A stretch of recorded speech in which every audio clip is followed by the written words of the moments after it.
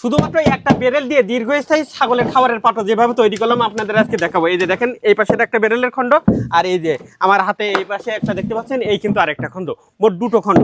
আর এটা কিভাবে কি করলাম, এই যে দেখেন এই যে বেরেল মাত্র বাজার থেকে অল্প দামে কিনে এনে, কিন্তু এই যে দেখেন এই বেরেলটার টোটালি দৈর্ঘ্য হচ্ছে আপনার 23, এবার মাছ বরাবর ভাগ করে 11 ভাগ করে কিন্তু এই যে দেখেন দুইটা খণ্ড করেছি, তাও করার দিয়ে।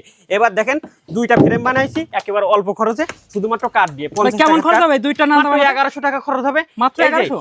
1000 টাকার বেরেল 100 100 1200, আর এই যে দেখেন এই যে মাত্র 20 টাকা, এই দিয়েই কিন্তু এই যে ছাগলের খাবার পাতা তৈরি করছি, তাও 10 থেকে 20 বছর। টায়ারের কাজটা কি? টায়ারের কাজটা আমি আপনাদের দেখাচ্ছি, তার আগে আপনাদের বলি এই যে দেখেন এমন সুন্দর পাত্র তৈরি করেছি, এ কিন্তু বড় ছাগলও খাইতে পারবে, আবার ছোট ছাগলও খাইতে পারবে। এইটার সাইজ ছোট, এটার সাইজ বড়। কেন দুটো করলাম, আমার কাছে 35 কেজি ওজনের ছাগল আছে, 20-22 কেজি ওজনের ছাগল আছে।